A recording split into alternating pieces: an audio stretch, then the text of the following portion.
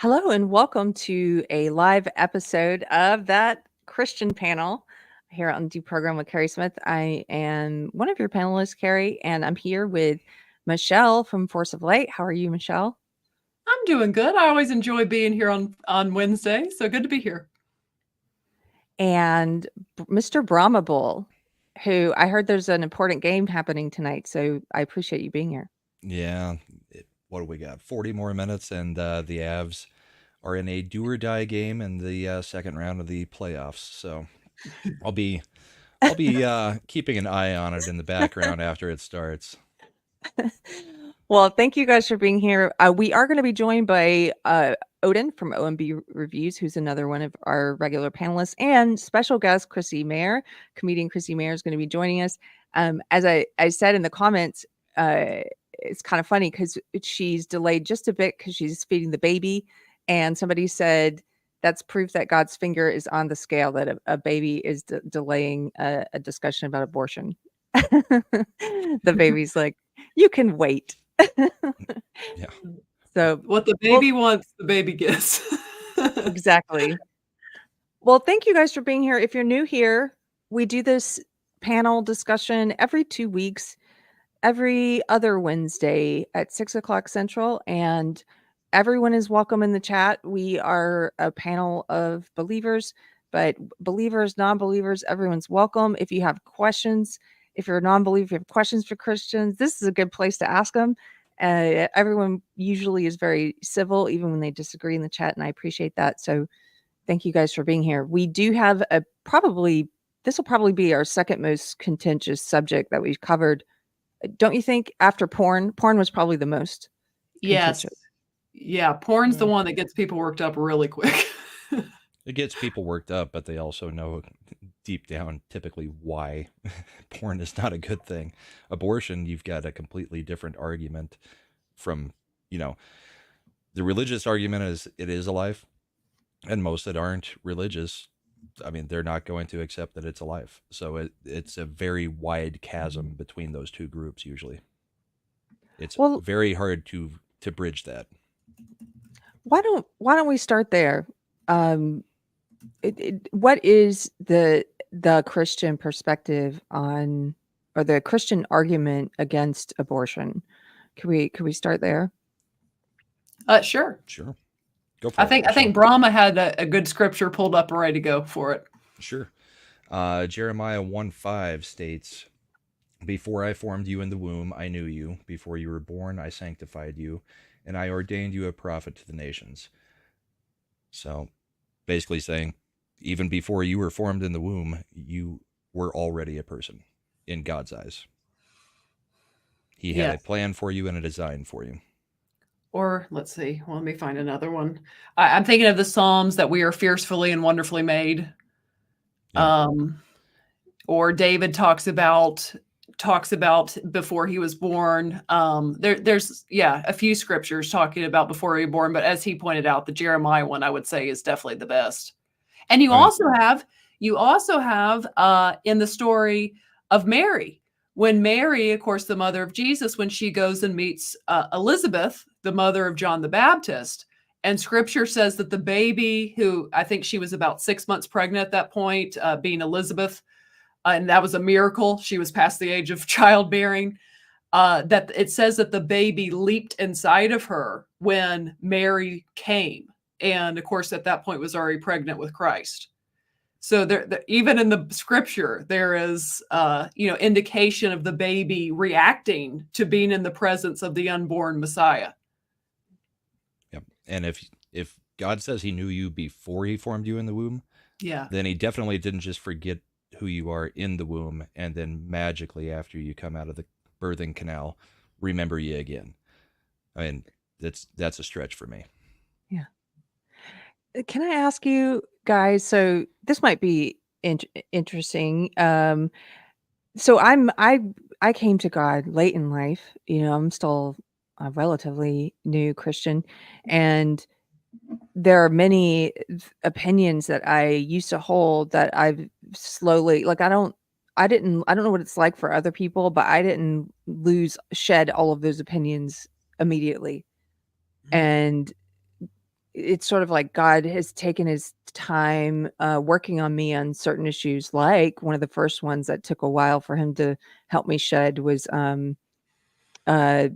sex before marriage, shedding that was like the first one that I had picked up in when I was of the world and was trying to cling to, and he just kept convicting me about it and convicting me about it, and changed my heart on that completely, my heart and my mind. Abortion is one that if anyone is a regular viewer of Deprogrammed, they know I have said I didn't abandon being pro-choice, and I've talked about it a couple times. My views have been shifting. I've said that they've been in flux for a couple of years now. As I thought through this, and as I talked with people about it, and this was my hang up, and I say was because everything changed for me a couple months ago, and I no longer consider myself pro-abortion on this issue or pro-choice on this issue, because my hang up, though, the thing that, and maybe there's other new Christians who have this hang up as well, especially if they consider themselves libertarians. My hang up was I got to the point immediately upon being saved of understanding that it's killing of a baby, that it's murder. But my hang up was under the law. I kept saying, "But we shouldn't set a precedent where the laws, where the government has the right to tell you what you can and can't do with your body, and so it should remain legal even though it's immoral, because there are other things that are illegal that I think are immoral, or legal, it should remain legal." That was my hang up, was this is Mhm. the only instance I know of where there's 2 bodies, one dependent on the other, and so my issue was, once the baby can survive outside the womb, you shouldn't be able to abort. But I was stuck there for years until recently on, I don't like, as from a libertarian perspective, I don't like giving the government that ability to come in and say to the woman, "No, you must do this." And that's now gone for me, and I can talk through what happened for me, but do you ever encounter people that hang up? And by the way, welcome to Odin. Hey, What's up, Odin. Odin? Oh, how y'all doing? doing Good. good. You? I got to meet Odin last Thursday. Yes, It was fun. In real was- life. it was a Yeah, happy gathering. Yes, it was.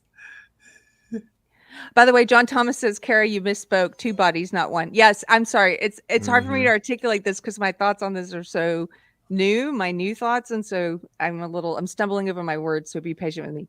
It's the only example I know of with 2 bodies, and one of those bodies is dependent on the other one, and so in the law, for a long time, I was stuck there, even as a new Christian, of saying, "But I don't like the government telling a person what they can and can't do with their body." I would actually be curious to know, like when you were in that phase, what was your thoughts on, because as much as the law like seems to, protect, especially in different states, a lot of the same states that have laws that protect the so-called right to abortion also have laws that make it a double homicide if someone kills a pregnant woman, right?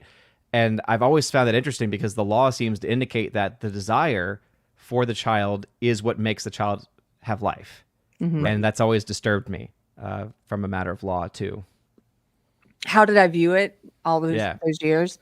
I Yeah. viewed it because it's the woman's choice, and I think that's what a person who's there in that pro-choice world would say. It's up to the woman, and, yes, there's another person involved, but that person lives inside of her, and therefore she should get to decide. Like, that was the way I viewed it until recently. And Well, I did think you view it as a person, or the more typical a clump leftist of look of it as a cells. clump of cells or a non-sentient being until whatever line got crossed? when I became a Christian, I viewed it as I've understood that it was a person. I also understood that I had a reckoning with the fact that, I have murdered, not to get too heavy, uh, and the gravity of what I had done. Before I was a Christian, I was what I think a lot of secular people are, in this diluted state of thinking of it as, like you said, a clump of cells. And that's hard for me to go back to that place and think of it that way now without a lot of shame and, good shame I should have. But I think a lot of people view it that way. The part though that was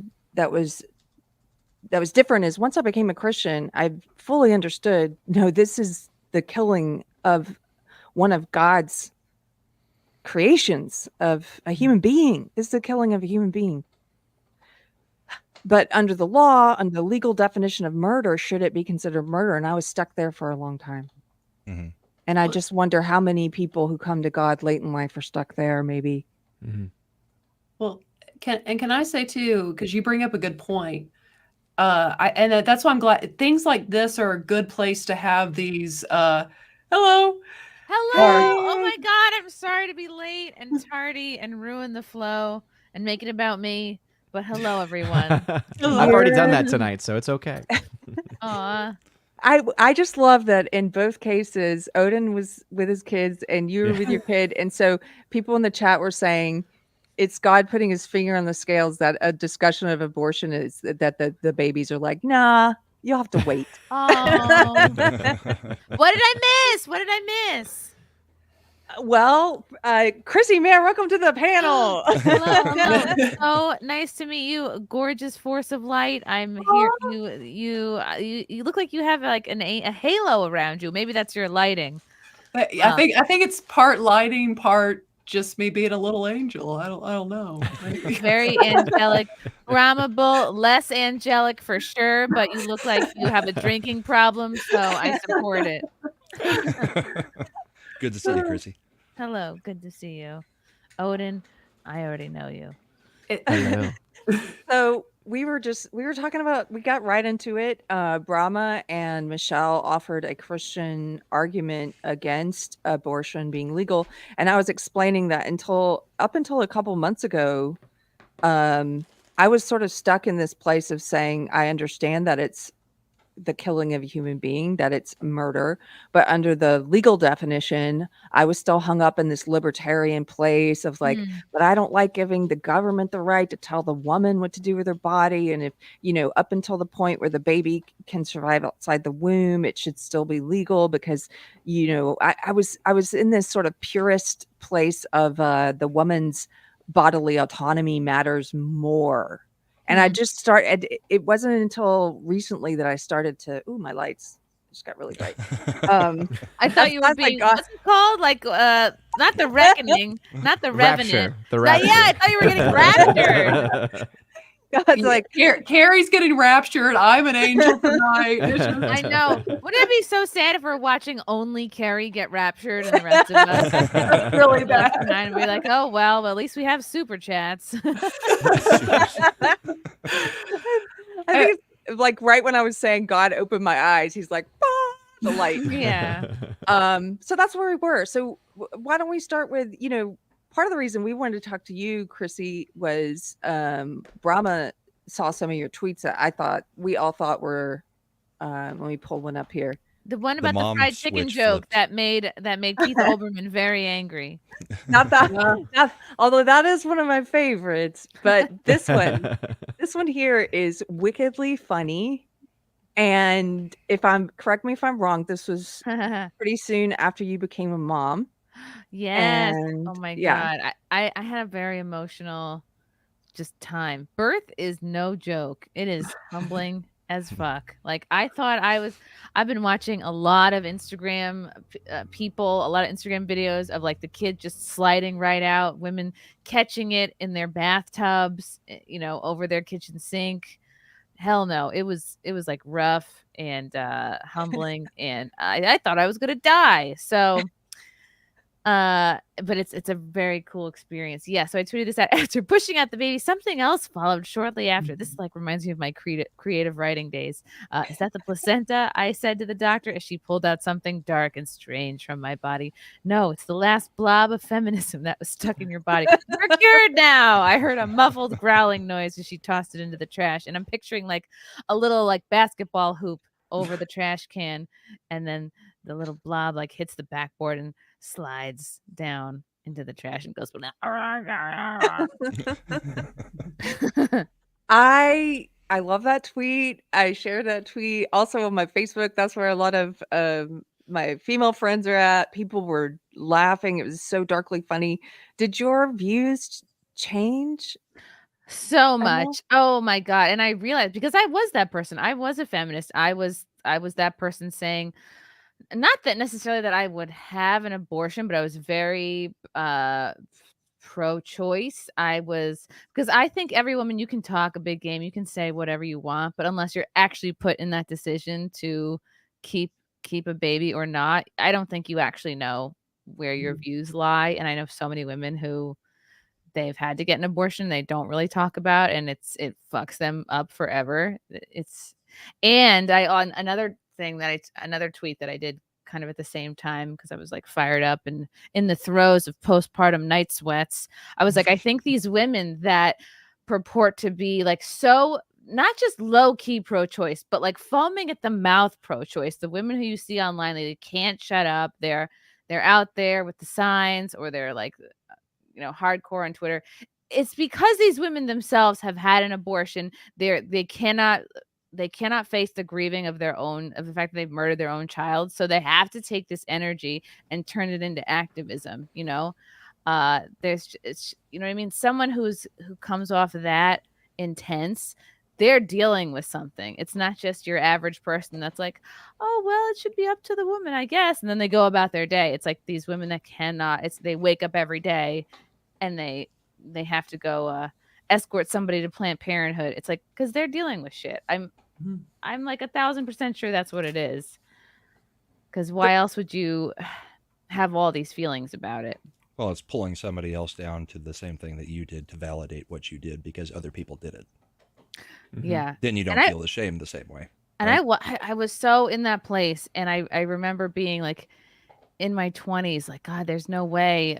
We have to really reframe if we want to try to inspire young women to start having kids again. It can't just be about have kids or don't have kids, because that's intimidating as fuck. I remember being in my 20s like, there's no way I could afford this. There's no way I could leave my 9-to-5 job to take care of a kid. There's no way, like, of all the open mic comedians that I'm that are trying to court me, I can't seem to find one to be the father of my child.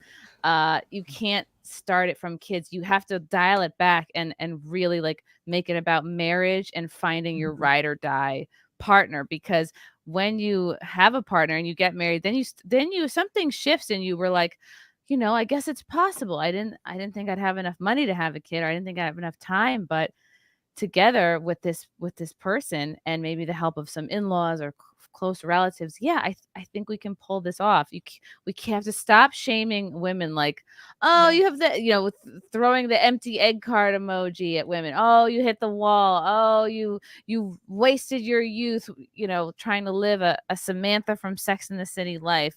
That doesn't do our nation any good. It's like we gotta pull it way back and be like, let's get people into marriage again. Like, let's start talking to young girls about like, hey, what are the values you really want to find in somebody? Because I didn't get the sex talk from my parents. I never got the what to look for in a life partner talk from them. Yeah. And I think once those roots are solidified and like that those foundations are in place, the kid issue, I think, won't be as much of an issue. Whether you decide to get married in the Catholic Church or not, or you're like kind of agnostic and like not about it. Do you know that's why there needs to be a reclamation of marriage.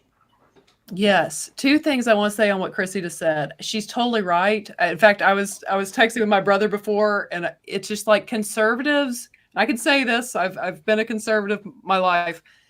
They're really horrible at relaying certain things with culture, because they take these very harsh lines that just kind of, as she used the word, shame women or shame God, like, it's not helpful in any way.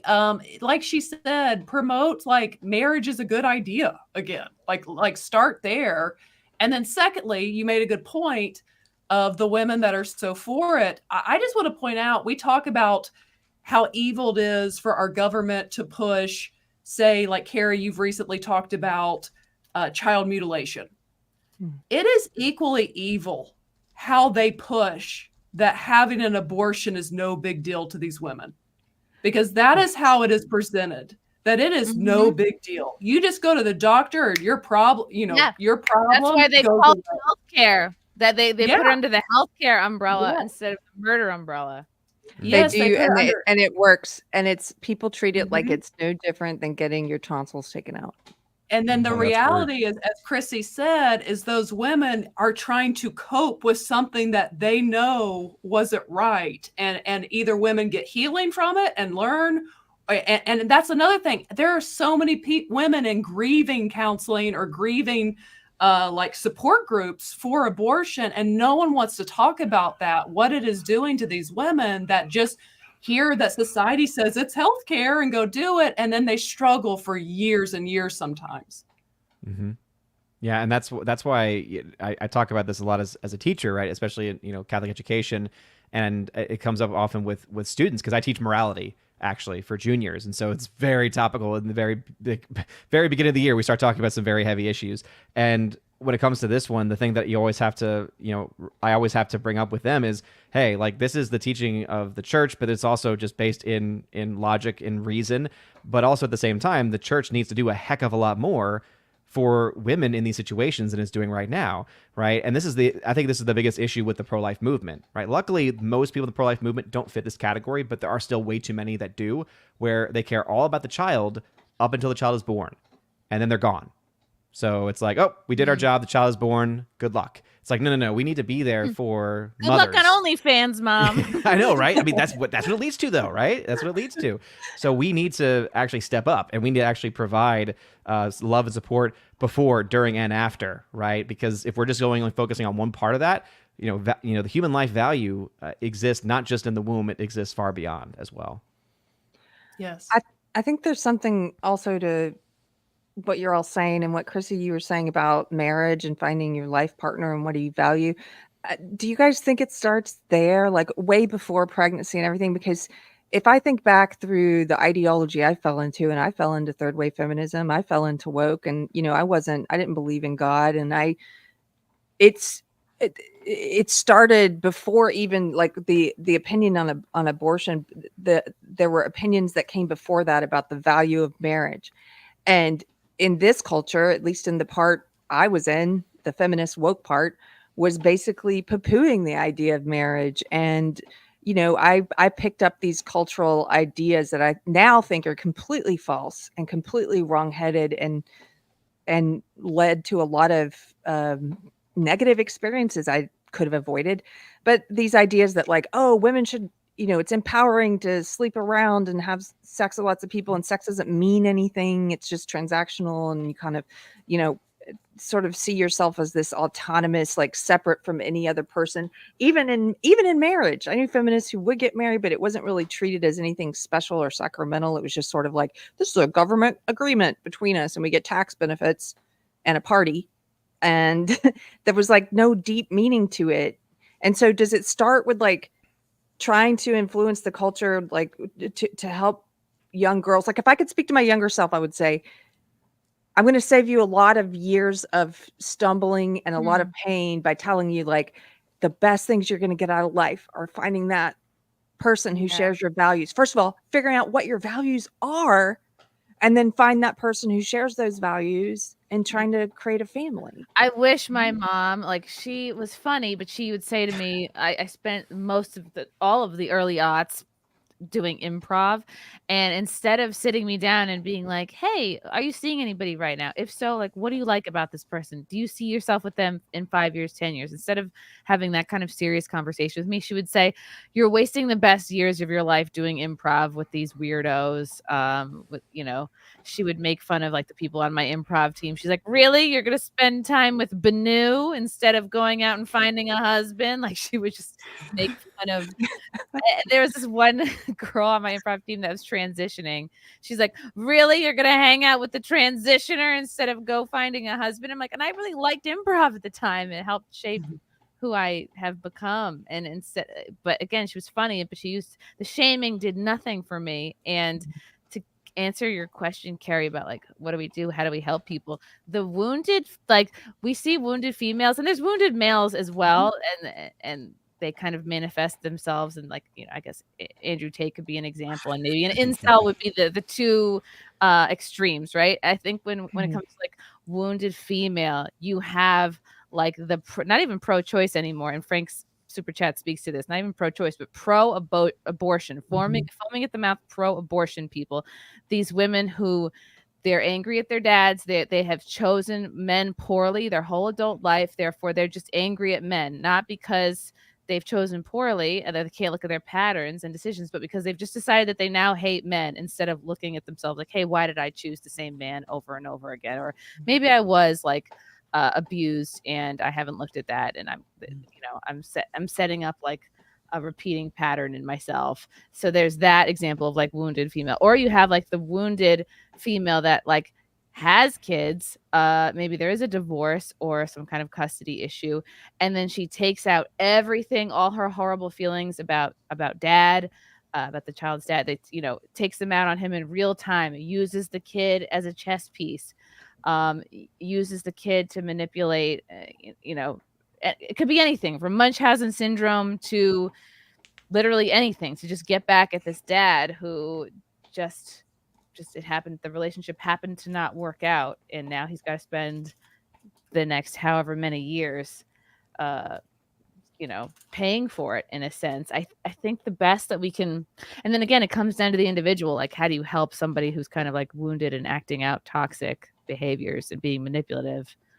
It comes down to kind of like self-awareness, right? Because I think these feminists that are angry at themselves and at men, if someone could just be like, no, you can find a man that loves you. Like, men are not the issue. It's just you are stuck in this pattern. You've chosen the same kind of guy 2, 3, 4, 5 relationships in a row, but you just got to make a different choice. It's not that all men are bad. It's just you have chosen this type of man multiple times because you've unresolved shit with your dad, or you've been molested, or whatever it is.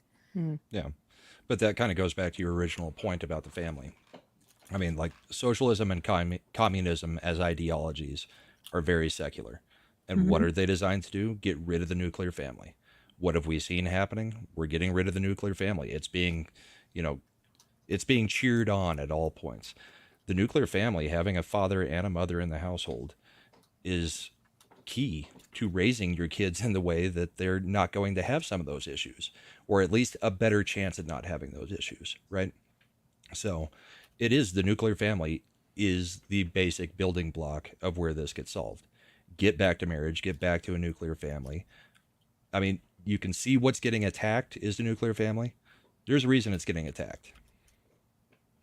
Because society devolves without it. Yeah, because government wants to be your daddy. Government wants to be your nuclear family. That's the socialism, communism portion of it, yeah.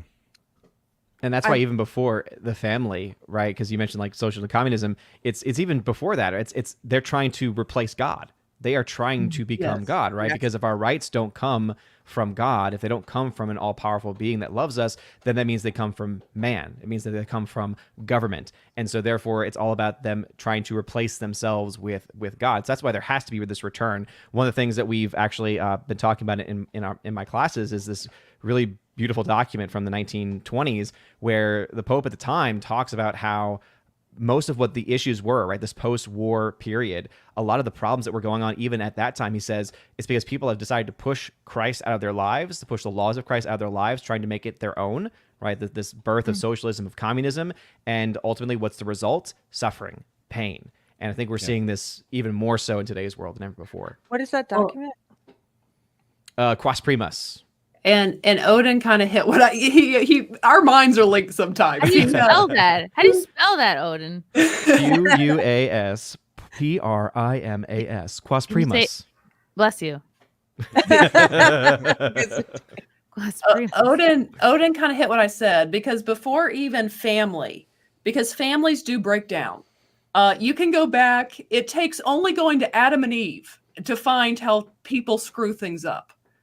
There are single fathers, there are single mothers, and especially when talking about abortion, there will be single mothers if we're truly pro-life as far as that. And there's still hope for their kids, and that is going to come through the relationship with God and understanding that God is your heavenly Father, and God will be a father to the orphans, to the widows.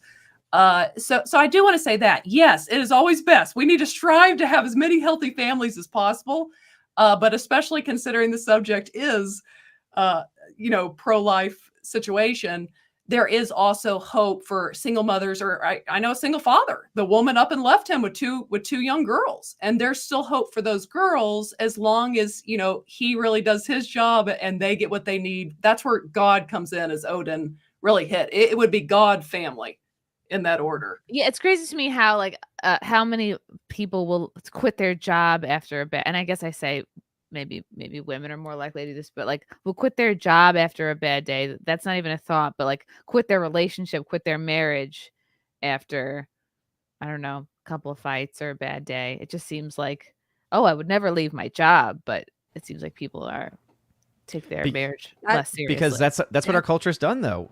Especially once you have the introduction of things like no fault divorce and just the divorce industry just taking off, marriage just becomes this random thing that you do, right? Instead of it being a vocation, instead of it being a lifelong commitment, right? We also live in a world where our words don't matter anymore. Yes. Right? I tried to bring this up with my kids. I'm like, you do realize, because they're like, but what about this circumstance and this circumstance? And like, you do realize that the vow you're saying is until death do us part, not until it gets uncomfortable, until it's no longer fun. It's like, no, you're saying until death. Like, those words should mean something. And so either our words mean what they say they mean, or they don't. And if they don't, then why in the world does it even, at the point we are right now, it's like, why even have marriage? Why even enter into a marriage if you're not going to take it seriously? Odin, I just wrote a piece about this week. It was called On Marriage, a Sacrament, because this has been on my mind a lot. And it's like, before I found God, my words, they did mean very little. I don't think I recognized that at the time. I certainly didn't. But now, I think about I try and use sarcasm even sparingly, although I do love some good sarcasm. But I try, because I'm so concerned with saying things clearly and saying things that mean something. And I just think about things differently. Like when I got married, it was sort of, this is a vow I'm making to God. This is really important in our words. And, as a kid, similar to you, Chrissie, I felt like I missed out on some morality lessons of what's really important in life, and that life does have meaning. It's full of meaning. Our culture just kind of pushes us away from that, and we focus on all the trivial things so much. I wanted to, before I get too far behind, can I read a couple of these super chats to you guys? Yeah, go for it. Oh, first of all, speaking of finding your ride or die, as you said, Mr. Frank Pellegrino is here. Thank you, Frank. For $9.99, he says the dynamic has changed. It's not just pro-choice versus pro-life. What we are seeing now, additionally, are pro-abortion activists wallowing in despair, looking to pull others down to hell with them. Yep. Yeah, it does really feel kind of like misery loves company. And to his point, to Frank's point, I realized I feel so naive about so many things, but one of them was during the COVID years. It took the COVID years for me to realize that the majority of the pro-choice movement, I thought we were all pro-choice about bodily autonomy, but during the COVID years, no, I was like, whoa, they're just pro-abortion. Yeah. Most of them. Yeah, it's not medical freedom. It's like you just you're obsessed with killing babies. And the best way to expose that is when you ask them, okay, what's your line? It's like, okay, you say it should be rare. It should be, okay, then where do we stop it, right? And none of them will give you an answer. And essentially it's because they want no laws on the books whatsoever, right? They want, even up until birth, there's some crazy people that are even honest enough to say that even after birth, right, for a certain length of time, that it should be your choice. And so this is the kind of mindset that they have. But yeah, that's why, the ultimate question is, do you have a line? And if you don't have a line, then there's really, unfortunately, not a way for us to really have a conversation, because again, there shows no value for life in that instance. Speaking of, you mentioned people who talk about post-birth abortion. John Thomas, thank you for the super chat for $20. Says, it's not that wanting it makes it a life, Odin. but that it has value and personhood. Zeke Emanuel pushes personhood up to 5 years old, post-birth abortion. Yes, they use that term. Oh. And a 5-year-old has Holy no shit. personality and is therefore not a person. Oh, wow. I'm not familiar with this guy. That person clearly has not been Yeah. around kids or 5-year-olds or 4, 3, 2, or even 1-year-olds. Like, my son's a month old. He farts with his whole body. Like, that's a personality. And he makes a face doing it, doesn't he? Mhm. Let's say, and my 7-month-old, she's starting to smile. She had a double ear infection, and you would never have been able to tell because she was just as happy. Like, that's a part of her personality. And my 3-year-old, if you think 3-year-old, like someone under 5 doesn't have a personality, I would love to introduce you to baby Thor, because he has quite the personality as a little 3-nager that he is. He shoots lightning bolts out of his hands. He also forgot to mention that. Hey, Randy from Georgetown. Randy, thank you for the super chat for $10. Says 50 million plus since Roe v. Wade. Factor out multiples and women who've passed away, and there's probably 35 million still in the population. We need better language to reach those and the future. Yeah, it's easy to think of abortions as healthcare because if you don't have that morality in place, and maybe it should start even sooner than I mean, whenever you start talking to kids about sex, I think maybe that conversation needs to be there right along with sex, like right along with you get your period or your body's changing. And here's what can also happen. Like, you can create a life, and that importance and the gravity needs to be established. I think maybe the same time as, I don't know.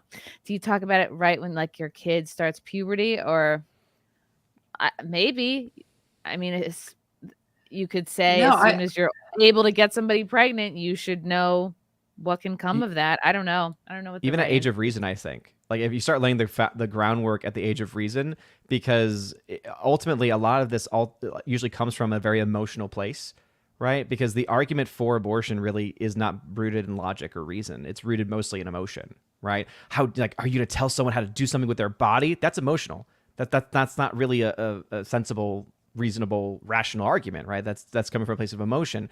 So I think just laying that rational framework will then help as they get older, when they start hearing all these emotional arguments, that because they'll be having people on all sides pushing them, right? And they'll say, no, like this I might have empathy for you, but this is still an irrational thing. So I think starting off with a rational bullshit. We tell people what to do with their bodies all the time. Watch My 600-Pound Life. That doctor's like, you need to stop having 4 pizzas at a time. He's telling someone what to do with their body. A bartender cutting somebody off at the bar is essentially telling someone what to do with their body, like not put any more drinks in it. Doctors, counselors, like, you can find so many examples of people telling others what to do with their body. So I think that's bullshit. Like, I think that's just a cope. It's just something women say to justify their own selfishness. It's like, oh, it's my body. They definitely enjoyed telling us what to do with our bodies in 2020 and 2021, didn't they? That was when the blinders fell off for me about the majority of the movement. And I don't think they even see it. I went to it. There was oh my goodness, when the Roe v. Wade decision came down, there was, there were these little protests everywhere. And there was one in Georgetown, Texas. And I had a sign that said, if you support mask and vaccine mandates, then you're not pro-choice, you're just pro-abortion.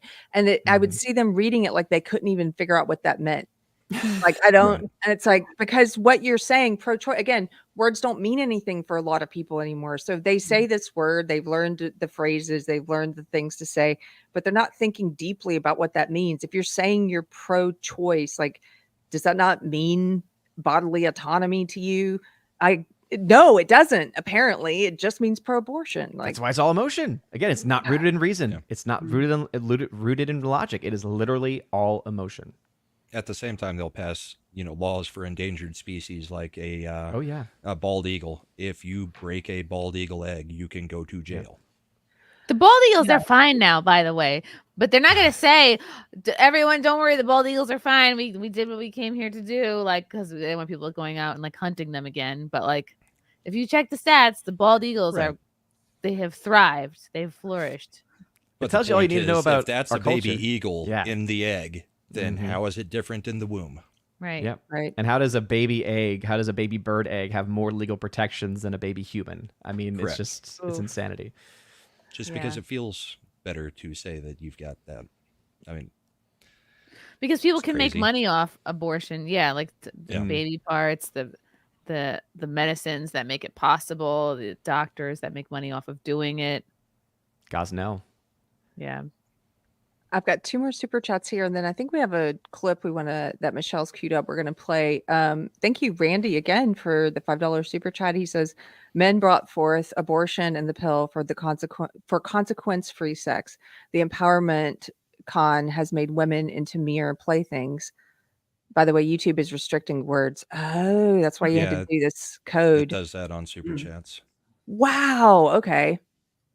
And then push-ups for $5. Thank you, push-ups. Says libertarians have such contempt for morality that they don't see the need for a moral society. It's only utility as a pit stop from left to cons. Okay, I am recently with you. So for a long time after I left woke, people kept telling me, "You sound like a libertarian," and I was like, "I don't know about that. I maybe on some things, sure." I've recently come to the decision. Maybe you guys agree, maybe you don't, but I agree with push-ups. I think that a lot of libertarians I've met, they don't believe in morality. Well, I'm not saying all of them. As a conservative, I agree with most of the libertarians' positions. The thing as a conservative is I do want guardrails. And Yes. libertarians tend not to want the moral guardrails. So, And I think that's what was hanging me up on the abortion was that I was sort of like, yeah, we don't need that guardrail. It's immoral, but people should be free with free will to choose to do the immoral thing. And the thing that I finally, this is going to sound like such a no-brainer to you guys maybe, but the thing that finally switched in my brain that got turned upside down was most of our laws, the things we agree on, stem from Christian morality. Like murder is wrong, theft is wrong, rape is wrong. And if I believe, which I do, that abortion is murder, that God thinks it's wrong, that it's a sin, a grave sin, then why shouldn't our laws glorify God when it comes to something as grave as that, as the murder of a human being? and that's where the switch had to Yeah. flip for you, because there are so many on the left that claim to be Christians, but say that they will not legislate their religion. And it's not saying that it has to be a theocracy, but if you can legislate secularism to everybody, then why can't we push back with some religious ideals in law? Can you Also- Because they can you guys help flesh that out? society. Flesh that out for so- me, because I'm still thinking about this. Like you said, not a theocracy, but you can legislate some morality. Yeah, Well, guardrails. here's- But I guess because for me, I wouldn't say I'm necessarily in favor of a theocracy, but obviously I'm much more favorable of like the concept of monarchy, for instance. I'm not saying that we should be a monarchy. I'm just, just to get that out of the way.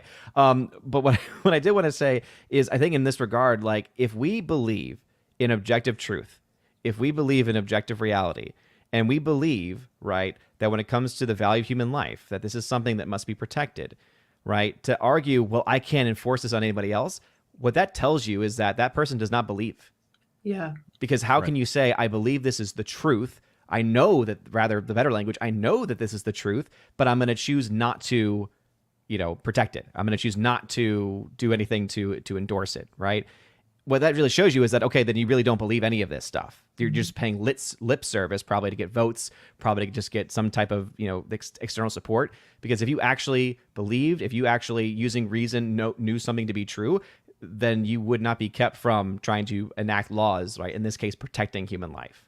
Well, and two things on what he said, because a good example of how that we already legislate morality on some level is that's why you go to jail if you murder someone. Yes. Mm-hmm. We deem that that is a moral issue to murder someone, and if you murder someone, I mean, unless you're O.J. Simpson, you usually go to jail for it. So,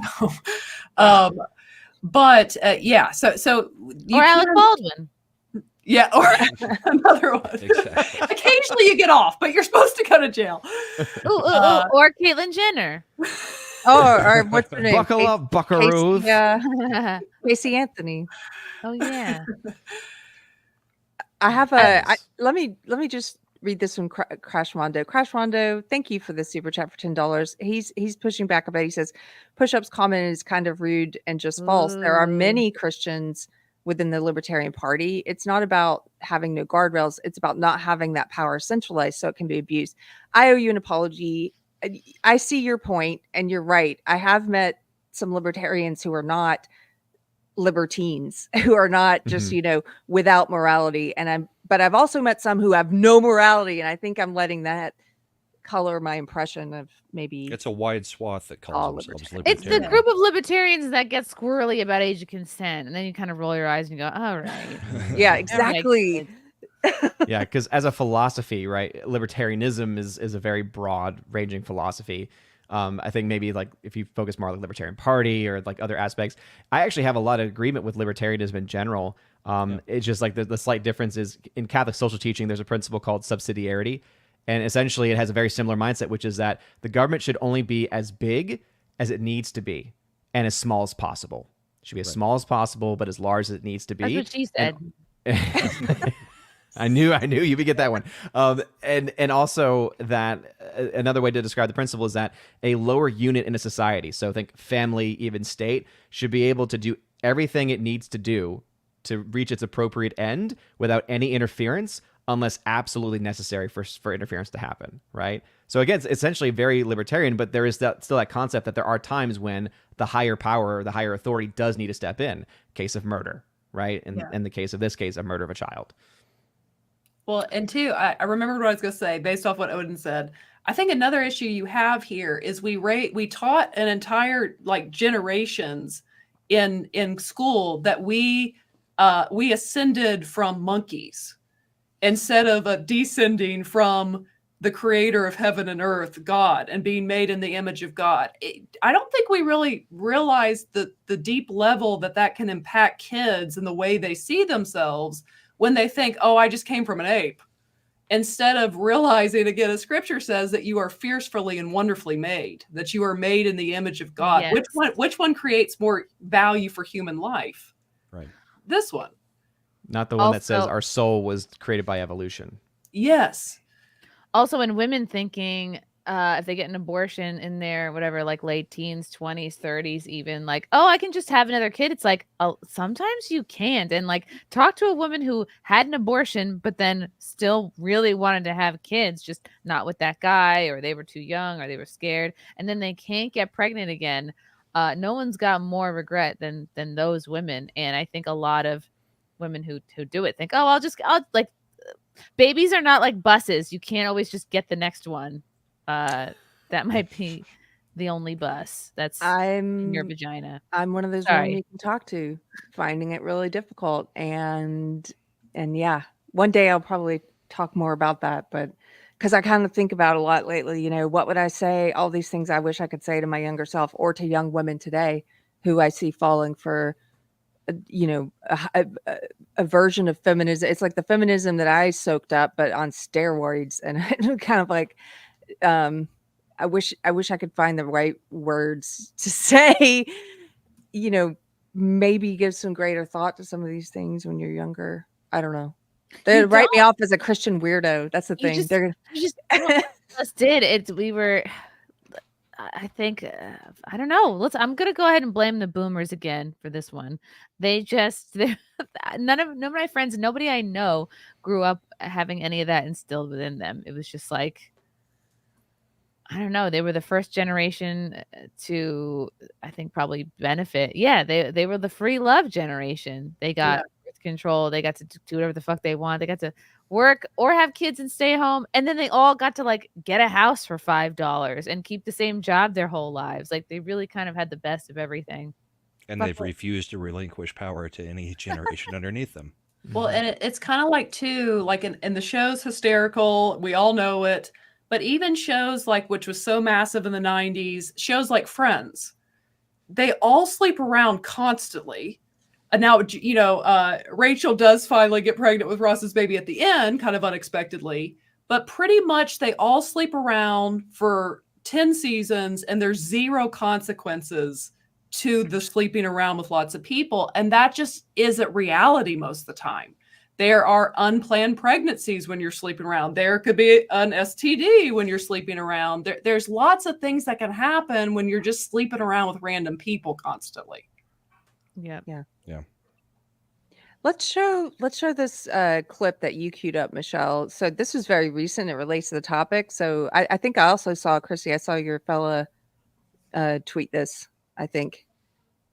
So you may have already seen it. This is the RFK clip. Oh, I need to play it, right? Okay. Yeah, I think you do. Yep. As is, with Roe versus Wade having been overturned, and leaving it up to the states to determine if and when a woman can have an abortion? No, I wouldn't leave it to the states. Right. Look No, at I him. would. You would say completely. It's up to the. Hold on. Can we just take this in? Okay. They both have their shoes off. I get it. It's a vibe. But look at RFK could not. He's literally like, I think he's about to put his feet on her. Like, he is too comfortable. He's like, can we dim the lights? Could we get some wine in here? It's supposed to look so comfortable, and yet it's so uncomfortable to look at. It looks Yeah. awkward. It's like, yeah, it makes That's what it is. Because I learned this because we were out looking for furniture because we're going to fix the studio a little bit. And Frank is sitting in these chairs. He's like, a lot of these chairs are not made for like a grown man. And I think that's what's going on with RFK's chair. It's a small back. He can't get comfortable. It's not high enough of a back. It's like too small. So he just has to literally like get horizontal. It's like a glorified beanbag chair. The worm ate the part of his brain that makes him not awkward. You want me to keep going? Okay, yes. We're good now. My belief is we should leave it to the woman. We shouldn't have government involved, Even if it's full term. even if it's full term. God. Okay. And I What? think, but so to leave, so in other words, keeping it as is, with Roe versus Wade having been. Okay, that was it. Hold the phone. That's So my big issue with him. RFK really says hmm Leave Moment it of to the- birth. I don't like that. It's crazy No. how right he is on so many issues, like especially when it comes to the vax and everything. All the vax. But yeah. like with this one, it's just like, and what bothers me most is that he also identifies himself as a Catholic, and it's like, Wow. I'm sorry, you can't have both of those ideas at the same time. wow. So do Biden and Pelosi. So Yeah. Exactly. Yeah. He's like, myocarditis bad, abortion fine. brainworm best. Wow. Push-ups for $5 says, I'm sorry, I didn't mean to come off rude. I'm out and can't see the chat. Probably shouldn't super chat when in a bad mood. LOL. Love you guys. No apologies necessary. I didn't look, take it in that You're negative fine. way. yeah. No, you're fine. We have the kindest chat. They're super chatting to apologize to each other. Thank you. Yeah, I think the RFK thing, I think he's stuck in that same trap I was in for so long.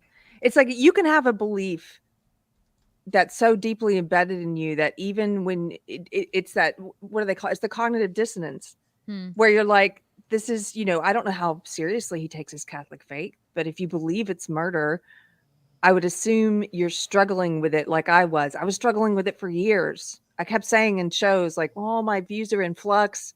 And it was like God was like convicting me, but I also was still hanging on. It was so deeply embedded that You know the what it is? government shouldn't tell you what to do with your body. It's like when you're playing Jenga and it's your turn to take a block out and you're like, fuck, I know if I take this is the only block I can take, but the whole thing's going to collapse, but it's my fucking turn.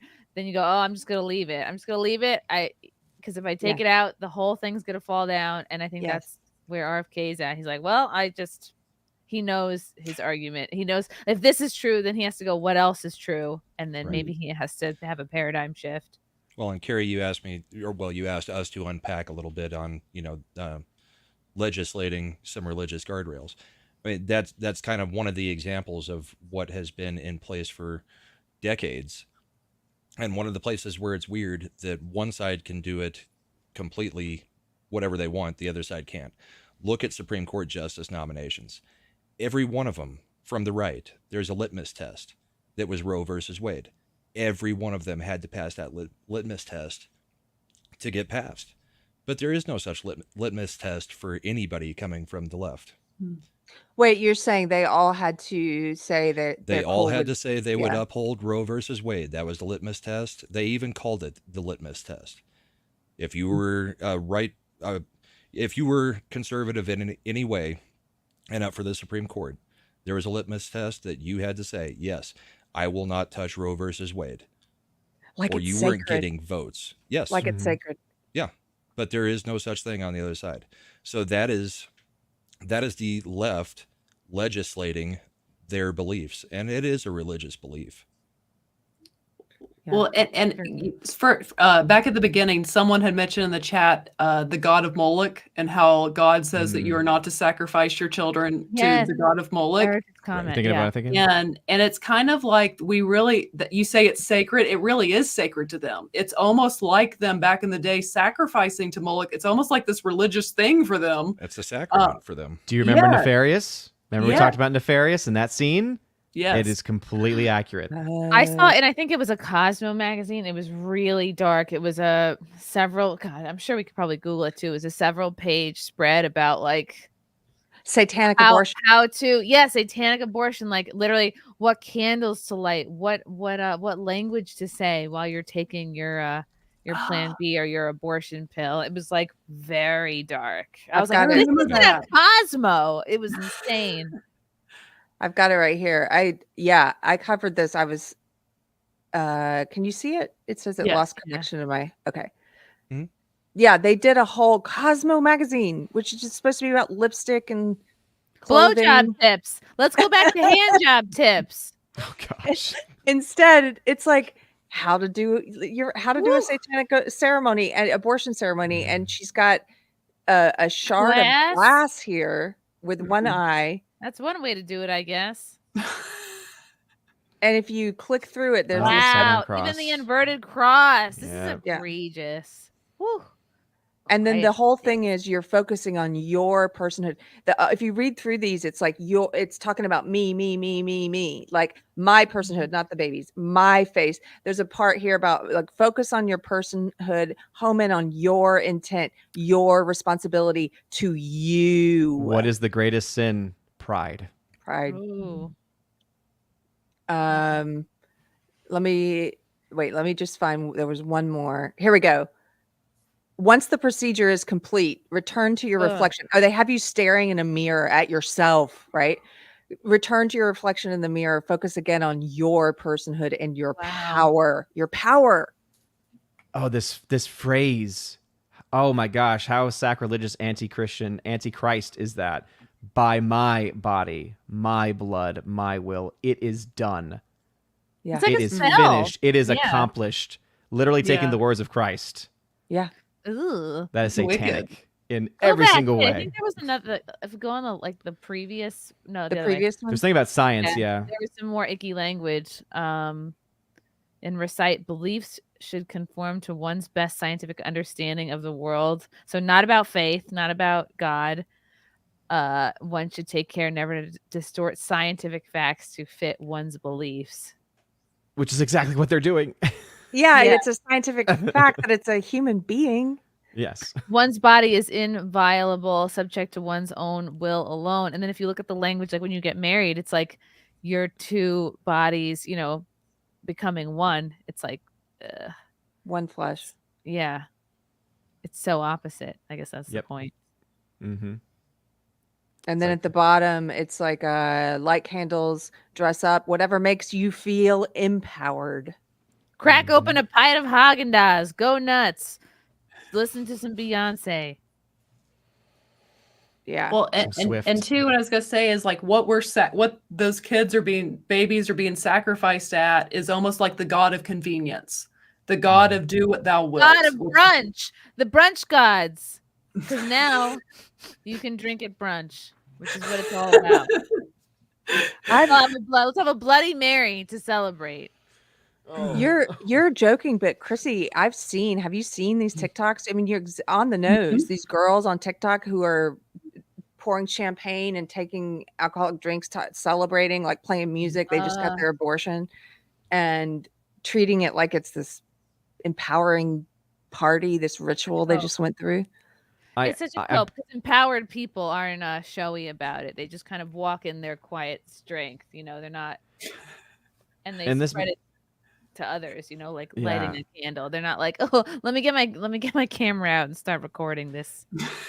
And this might be wishful thinking on my part, but I honestly think in a lot of those cases, it's not true. I think it's just complete grift. It's just basically, it's still the same thing. It's a problem of just all about me and pride, because I can't imagine knowing everything that I've ever read. Even the people that are for abortion talk about the side effects after the fact and the effect it has on the body. Like, I just don't see how anyone could even be in that state, like medically, to actually like show that kind of like, oh yeah, everything's great. It's like, again, you've just had a human life ripped from your body. I can't see how that, again, I'm not saying that someone can't be sick enough to do that, but like immediately after, I question the validity of that. It's like a little club. It's like they have to show their, it's performative.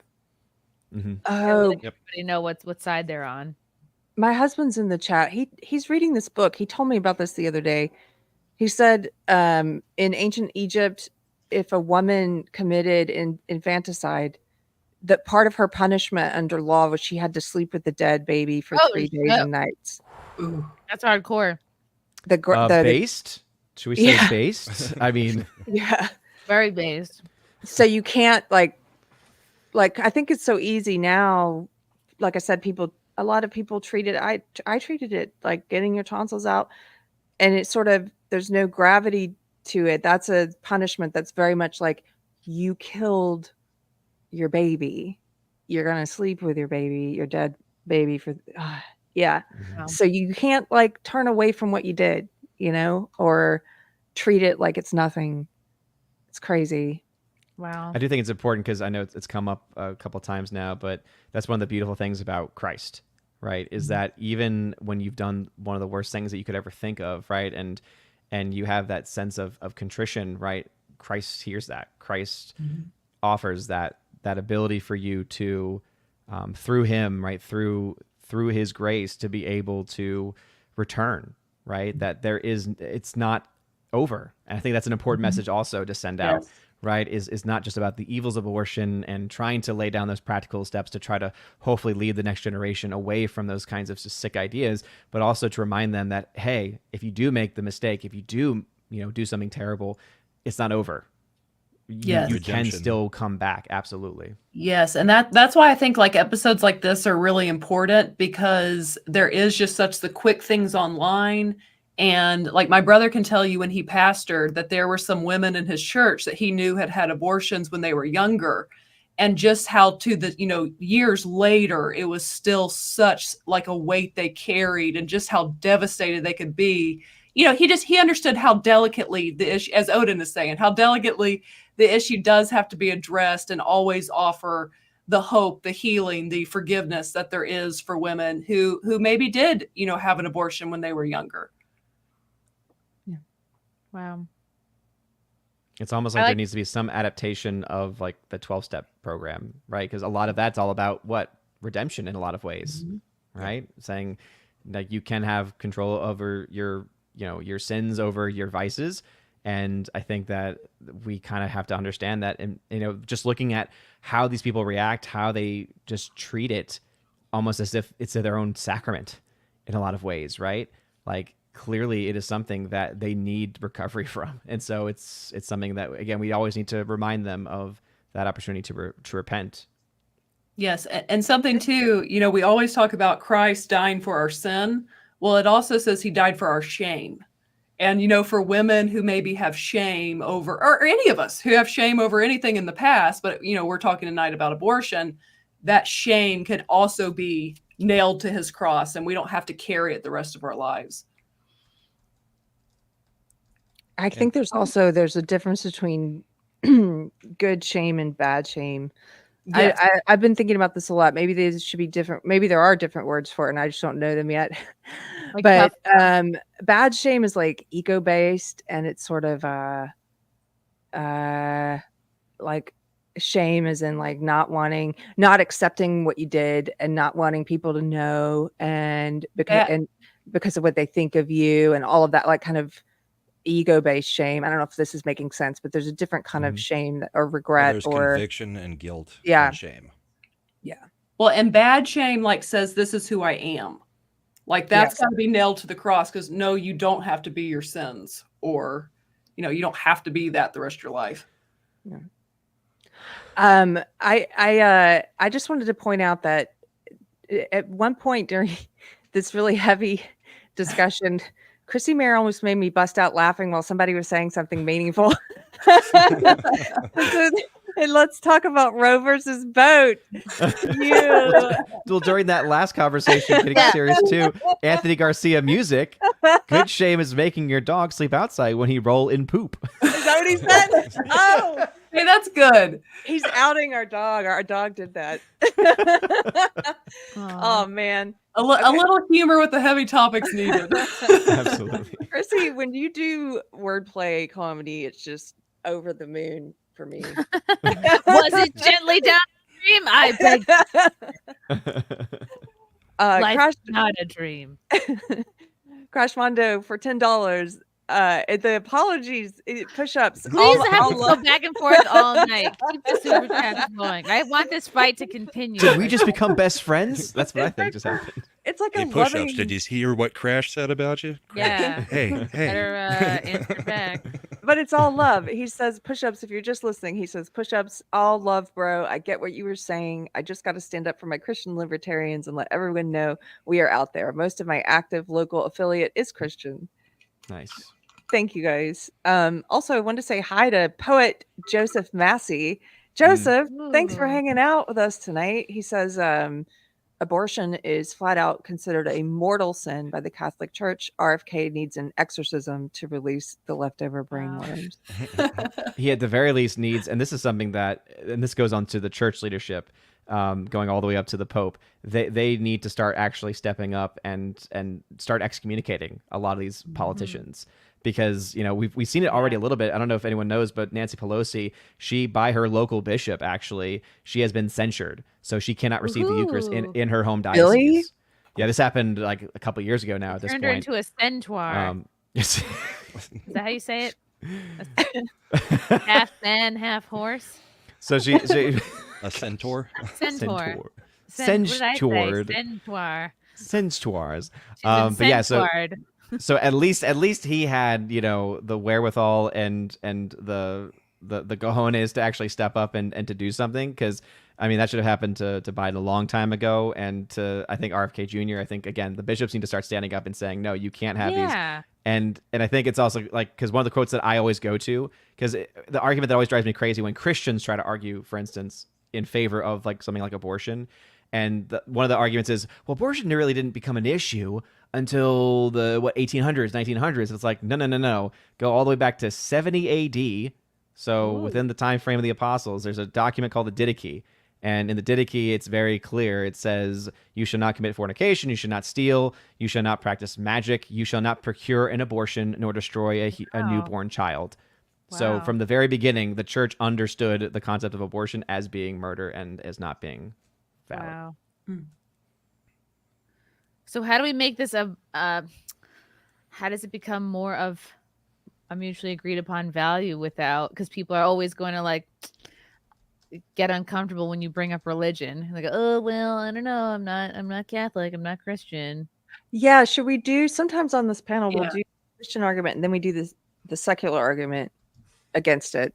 What is this? What would be this? Because I've met many atheists. There are some in the chat who are anti-abortion. And so what is that argument?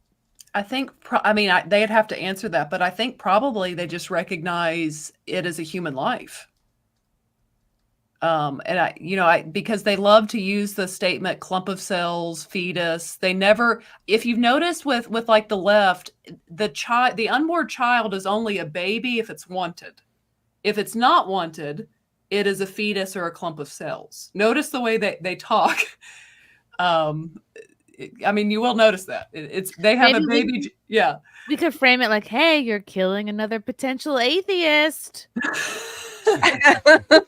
One of us. You're hurting your numbers. Yes, you're hurting your numbers. Yeah, I think it is. I think it's that they view it as a human life, and they view it as one being, one of the purposes of the laws is to protect the vulnerable from harm, to protect citizens from harm by another citizen. And so they view it as the wrong that's being committed in killing the baby is a greater wrong than the wrong of the government saying you can't do that's against the law. Well, and we're getting to the point where science and technology is backing up what we're saying and not what they're saying. And they're the ones that are always believe the science, believe the science. Technology, sonograms, ultrasounds, all that stuff has given you a bigger insight into what's going on in there. And I mean, the fact that babies are surviving outside the womb earlier and earlier and earlier has gotten it to the point where they really can't argue this point or this point or this point as the timeline of when a baby is viable. At what point can you just say it's a baby no matter what timeline it was? I mean, because that's where science is getting it to now. Well, It's Mark actual backed up your point. He says biology, that's where they argue from. Biologists agree nearly unanimously that life begins at conception. Well, and that's why. Oh, go ahead, Edwin. Oh no, you were going on, so you go ahead. Oh, I was just going to say also the other thing they may recognize is, I mean, religious or not, you can recognize the damage that abortion, Planned Parenthood, and eugenics have done to the country and to the world. I mean, look at black families from the 1950s. They were thriving more than almost any other, racial makeup in the U.S. You bring in Planned Parenthood, you bring in all that, and the nuclear family, again, attack on the nuclear family. Look at how it has changed from the 50s to now within the black families. That's a visual example of what's been going on. New York City, so there's a great other example. things you can recognize. Yeah, New York City is a great example. If you ever want to give someone a wake-up call, I don't know if it's still true, but I know at least at one point in time over the last 10 years this was true. There were more black children being aborted in New York City than born. Oof. That's why all the Planned Parenthoods were put in the black neighborhoods. It was eugenics. Sanger was a eugenicist. Do you notice how they always say, they are always the first, the leftists, to say this thing XYZ disproportionately affects black people. Therefore it is racist. But they don't do that with abortion. Mm-hmm. Right. Which disproportionately affects black people. Advil with headaches. They go, oh, remember the whole pain equity bullshit? Like there was a viral, like Advil had like the corner of one of the aisles. I don't know if it was a Target or what it was, but they're like talking about pain equity. I'm like, really? Are we really saying black people are too stupid to figure out where the Advil is and buy it?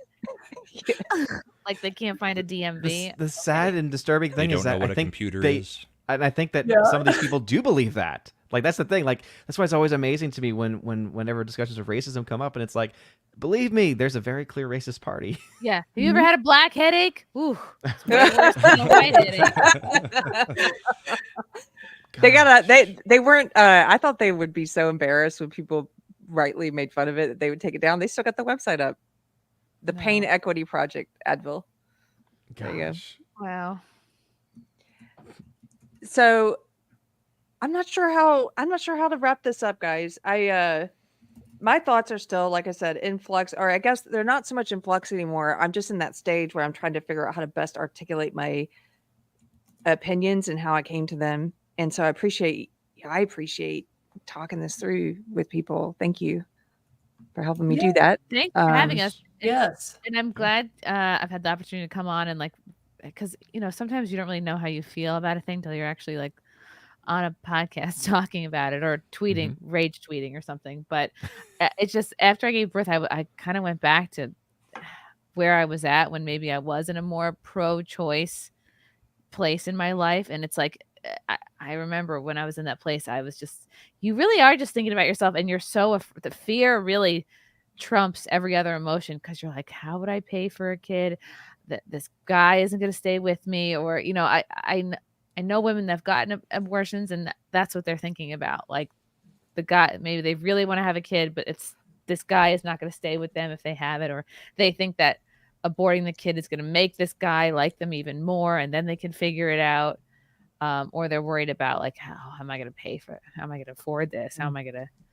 And I wish there were systems in place that could help women like take a step back, like when they're in that kind of scared place, worried about themselves. Like, I wish there was more of a sense of a safety net or a sense of community.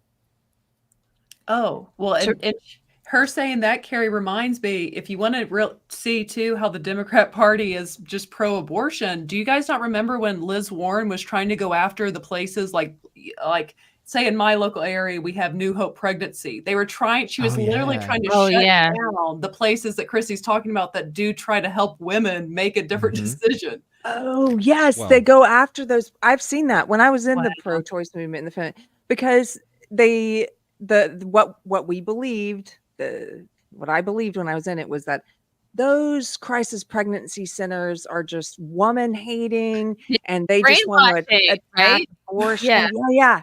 Can you? And now I look at that, I'm like, I can't believe I believed that. But you know why it's easier to sell a woman on abortion when you make her think it's all on her. It's only you. Yeah. You're screwed. You're the only one to pay for this kid. You're the only one to take care of this kid. You're all on your own, and that's how you can sell somebody on an abortion, because you get somebody scared, and they'll be like, oh, okay, oh yeah, it is just me. That's why when you read the lines from that like satanic prayer or whatever, it's just, you're on your own. It's just you.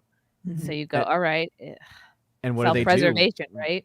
When that person's in an actual couple with somebody, that they'll be like, don't tell them.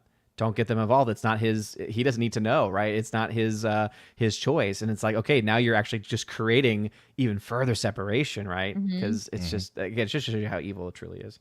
Well, they try to remove men from the conversation at all, just like they're trying to destroy the family. But they try to remove men by saying, you don't get to have an opinion. This isn't a men's issue. You don't get to.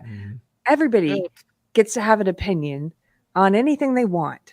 It doesn't matter what race they are, what sex they are. It's not a men's issue. There's a 50% chance that's a little boy there. So how do you say it's not a men's issue? Also, the sperm determines the gender of the baby.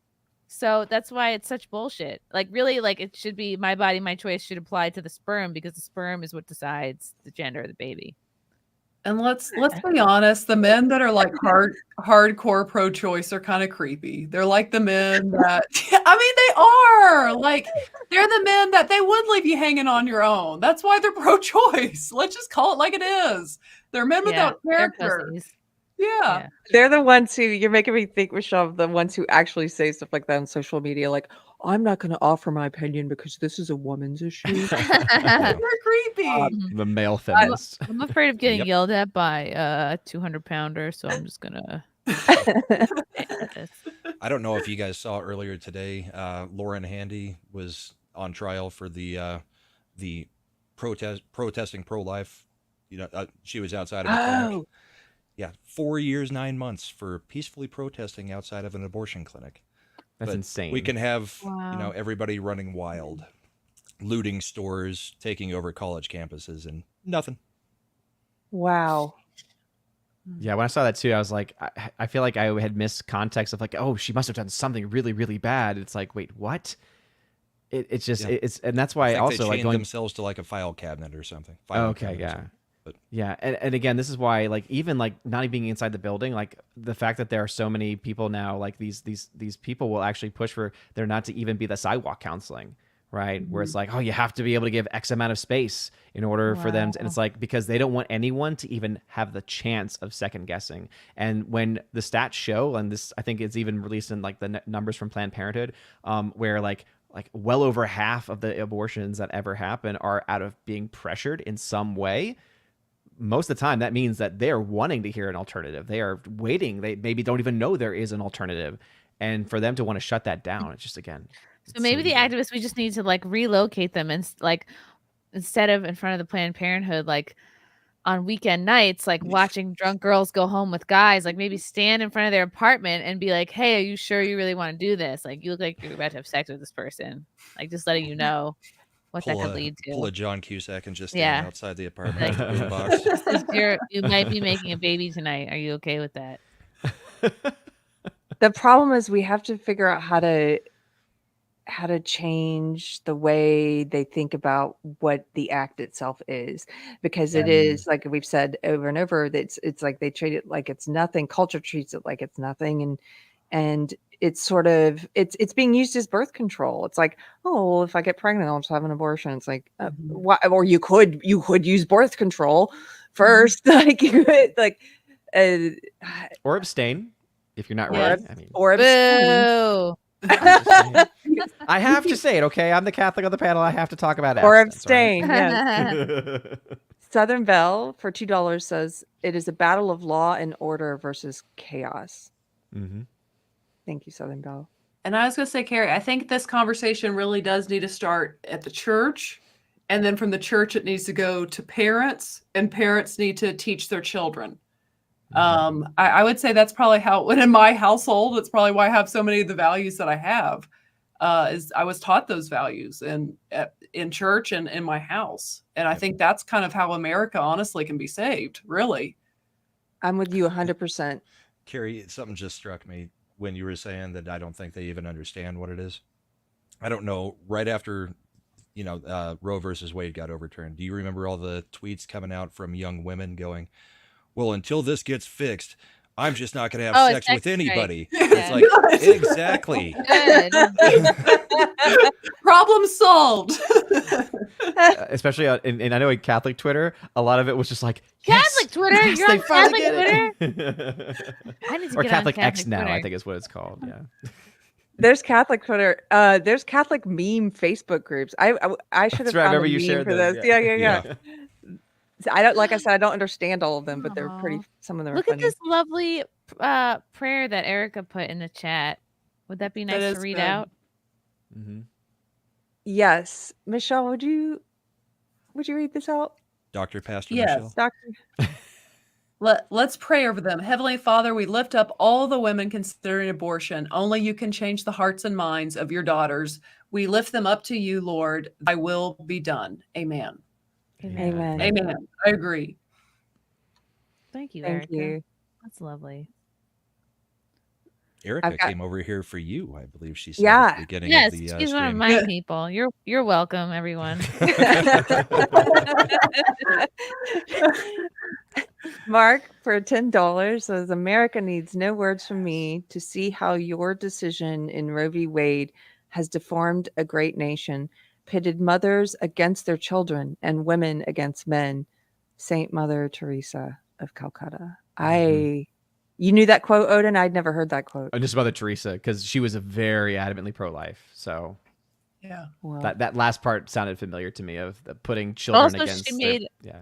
a great lasagna, and people don't talk about that enough. What a heck of a cook. And I think you should also, God, I wish someone had sat me down and been like, don't have sex with anybody you don't want to have a kid with. Because even if you don't want to have kids, you should be picking your sexual partners like you would pick a father or a mother of your children. Like, That was the exact thing that I told my daughter. I mean, it's like, I can't stop you from doing it. You probably shouldn't. But if you do sleep with somebody, make sure it's somebody that you can actually see yourself having a child with. Because that is, you're not going to, it can happen no matter what. Mhm. No matter what you're on, no matter what you're doing, if you're going to partake. So that was the main advice that I tried to give her, because that's great while I advice. tried to dissuade her, I mean, once stuff starts happening, sometimes you don't get a choice as the parent. Whereas for me, instead of even going there, I would start with, if you're going to date somebody, I'm sorry, but if you have no desire or you cannot imagine marrying that person, why are you dating them? If you can't even see it as a possibility, if you're not even open to it happening, it's like, what are you doing? And Chrissie, now I'm going to be a grandparent at the age of 42 after that. What? After that speech. Oh. No, she got married last November without telling us, and we've got a grandbaby on the way in August. Oh my gosh. When did she tell you she got married? Was she because the advice Easter you gave her? weekend after Oh. she got married back in November. So Why did she wait to tell you? she thought I would blow my lid, but Did you? no. I didn't, like I told her, I didn't blow my lid when you moved in with him. Yeah. That would have been the part that would have been the issue with the Christian side of things. Right. So getting married, I mean, why would that have been the issue? But yeah, Right. it was an interesting Easter weekend. Oh, Wow. Congratulations again. Wow. Yeah, thanks. Teresa was a grandma at 37. No way. She was a How young is that granny. possible? I don't know about anyone else, but whenever I hear about ages, I always think in movie quotes.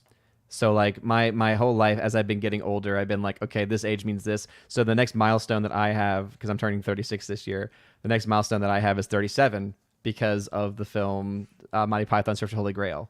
I'm 37. I'm 37. I'm not old. Oh, you man. Call me Dennis. No, you call me Dennis. 37. Oh, to be 37 again. Yes, you young whippersnapper. Two more. I'm going to thank you guys for hanging out with us tonight. Mark for $5 says law's true aim is to codify and serve God's will for creation, regardless of the government's law or lack thereof. Abortion is still killing God's child, and it is against his will. Thank you, Mark. Yeah, somebody had a great Ronald Reagan quote in the chat. Like, Yeah. funny how all the pro-choice people have already been born, or something to that No, effect. I noticed that 100% of the people who were pro-choice were Oh, yeah. born. Mhm. Yeah. One of my favorites. Brett Humans, thank you for the $5 super chat. Says a person is a person, no matter how Aw. small. Dr. Seuss. Yep. He also sent a super chat, Michelle, to wish you a happy birthday. Yes, my Michelle, birthday is Friday. Oh, he says he Happy won't be there birthday. during your live stream on Friday, but happy birthday. Oh, the live stream's Monday, so you can make it then. Brett Cohen for $2 Australian bucks. If we discover 4 cells on Mars, they'll call that life. Mm-hmm. Yeah, true. And Elsid Barrett gifted 10 memberships. Thank you, Elsid. My little membership fairy tonight. Therese said Chrissie's the queen of analogies, but Jeff said Chrissie's the MILF. I And know all of it. and then I just wanted to highlight, this was from early on in the discussion. Melissa Kay said the sexual revolution has screwed up our society far more than we can fully realize. And Mm-hmm. thank you. I keep coming back to 100%. that. Yes, it's like, Yep. okay, they thought about, yes, we can have sex outside of marriage, outside of a relationship, but should we? And what does that mean? And what are the long-term effects of that? Mm-hmm. Exactly. There's a It's reason like why everybody- biologically you get connected to the person that you Yeah. have sex with. When I went on the It's almost Atkins like diet, we've been made that way, right? on the Atkins diet, they're like, oh, have this Atkins diet chocolate. And you're like, what? No carbs. So you eat like 40 pounds of it, but then you're shitting yourself for the next 3 days. And that's kind of what the sexual revolution has done. We go, oh, no carbs for free sex. Oh, this is great. I'm coming everywhere. And then nothing negative is happening. Fast forward 2024, the birth rate's down. And guess what? There's maltose in this, and I can't stop farting. That's where we're at. That was my favorite Fake analogy sugars. of the Yeah. night. Queen of analogies. Your average Patriot nerd. We'll have to do an episode on the sexual revolution at some point. Oh, yeah. We didn't even hardly get to feminism. We'll do that. We have to do a whole episode on feminism. Thank you, your average Patriot nerd. And thank you guys. I think I got them all. Natalie, your sister's here. Michelle laughing at Chrissy. Natalie's got great hair. Thank you guys all for being here. I guess we should go around. If there's anything you want to add to this, I really liked your bit of advice, Chrissy. It may not be your final bit, but your bit of advice about maybe don't have sex with people unless you could see yourself being with that married to that person, having kids with that person. It's like, yeah, no, someone's called it junk food sex. Like, it's like the quick hit. It's the quick validation. You feel good for a moment, but like it never lasts. So you might as well just like hang in there and find somebody quality. It takes longer. It's like less fun, but it's worth it. I came to the same opinion late in life after learning a lot of things the hard way. And it's like, yeah, so many women I know who bond with people through sex. Your body's releasing oxytocin. You're becoming emotionally attached, and it may be someone that you don't want to have a future with. And it's like, why are you doing that? Why are you falling in love with this person? Maybe you should not be having sex with them. That's not even a basis in scripture, although scripture backs that up. But that's even if you're a non-believer. It's a question you could ask yourself. People think it's just meaningless. People think, and it's not meaningless. Yeah. Yep. Again, goes back to that's why a man shall leave his father and mother, be united with his wife, and the two shall become one flesh, right? And that only exists within the context of marriage. It can only exist within the context of marriage for that to happen. Michelle, do you have any final words of wisdom, or you want to tell us what's coming up next for you, where people can find you? Yeah, I mean, I would just close again with, I think they said it well on that. And for anyone who has happened to have had an abortion, again, to realize that there is absolutely forgiveness. There's absolutely healing. And, to take that to the Lord, because that is no different than any other sin. The Lord will take care of that. And you don't have to carry that shame and that weight the rest of your life. But on a lighter note, I will say that you can check my sister and I out on Force by Entertainment. We just reacted to watching Naked Gun 2.5, The Smell of Fear. If you need a laugh after this, you can go watch us laugh at that movie. And then also, I would like to promote my Christian podcast, the Force of Light podcast. I'll write it in the chat. But if you're interested, go check that out.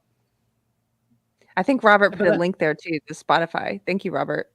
Yep. Oh, thank you. Thank you so much, Robert. Odin of Easter. Yes. It is still Easter, whether you know it or not. Because are you gonna be Odin of 4th of July soon? What's next? No, next is Pentecost. Oh, right, Christian holidays. Yeah, so yeah, Easter Labor Day is a 50-day season. So technically we're like an ascension tide, but it's still Easter. So this coming Sunday is Pentecost Sunday, and so then we'll be in time after Pentecost. So, but you can find me over at OMB Reviews on YouTube, Odyssey, Rumble, Twitter as well.